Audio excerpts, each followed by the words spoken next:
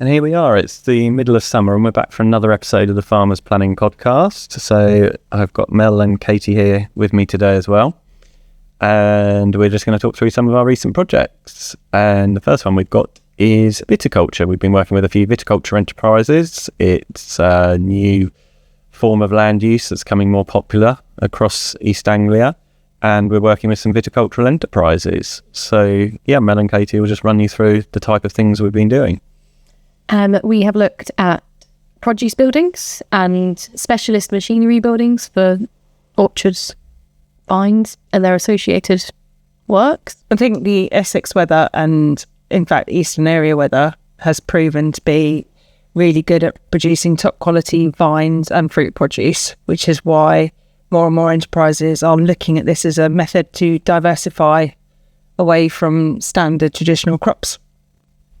And then Mel, you had an interesting one with a permitted development building, which was an agricultural building that got refused based on citing and landscape grounds. Is that correct? That is correct. They basically cited landscape harm, which itself is slightly frustrating because an agricultural building in an agricultural setting is fairly characterful.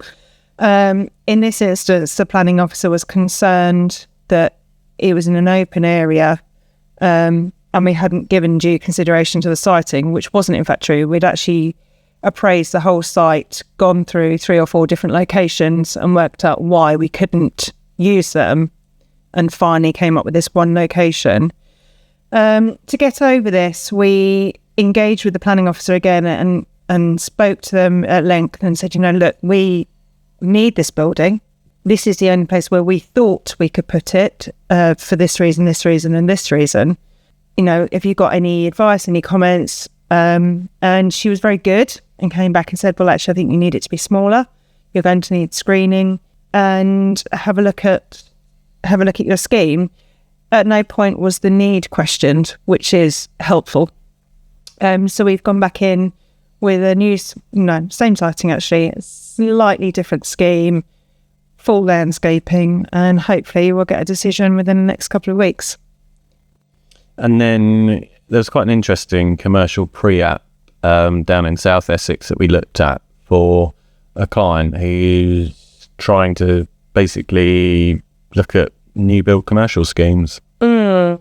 Again, this is a commercial building that is characterful of the area in terms of who will be in it. And the client wants to maximise the land he has and to make it work well.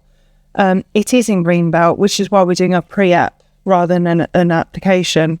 We advise pre-apps in locations where it could be contentious, or if it's a slightly left of centre application or scheme. And what we really want to know is how the council will receive an application moving forward. Do they think it'll be suitable given the current uses around it? Is there any size or design implications, or is it going to be a straight no because it's Greenbelt? We would argue that the changes to the policy last year have opened up Greenbelt development.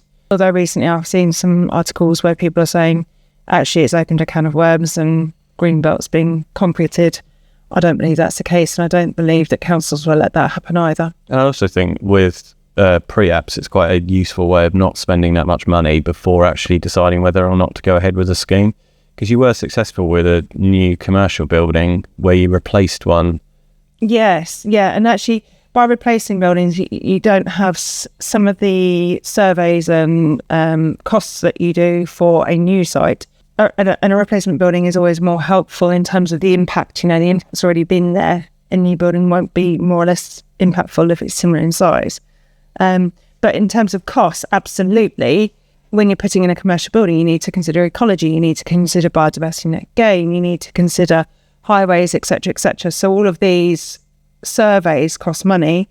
By doing a pre-app, we're establishing a position without having to spend huge amounts on the actual final application. And then Katie, you've been working on solar projects, quite a few recently actually. And have you got any tips that you can help the listeners with relating to solar? I think carefully considering the impacts they'll have on your neighbours' buildings and which roofs you want to site your solar on is really important. And also making these applications as early as possible. We found that lots of them are to support grants that are coming in. And the sooner you get it in, the easier the process. And then the last scheme, which we think is quite good in terms of relevance at the moment that we've been working on, was for a commercial change of use on some buildings that had an appeal refused. And we'd managed to go back in some years later with a scheme, which you guys originally looked at with a personal limitation on the approval. And then the planners have come back effectively and removed the personal limitation and been quite open-ended with it. And we've actually found them quite helpful on that application. Yeah, the planners have been really good. They actually quite familiar with the site for various other reasons. And the commercial use in this instance was quite quiet. And I think that was the key to achieving this approval, as it was located quite near some residential properties. But the planners were actively engaging and realised with the uses that were going on, whereas the appeal was very much it's going to be noisy and disturbance, etc., etc. The council recognised the fact that the use was entirely different to what was previously considered might happen.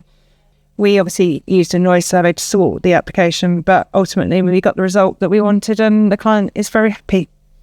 And then we think a real opportunity at the moment is all commercial change of use on empty barns. So we've been looking today at some projects that are 1,000 square metres of Class R could be available. So you can change up to 1,000 square metres from farm to commercial use on your farm. And we think that there's a real window of opportunity for that at the moment with the way councils and planners are dealing with changes of use. Exactly, and it's at this point of the year when farmers are filling up their barns quite rapidly and they're looking around and thinking, well, this barn is no longer suitable or fit for purpose for whatever reason. It's those barns when you're looking at it and thinking, I can't put any grain in here or I can't do this with it. That building needs to work.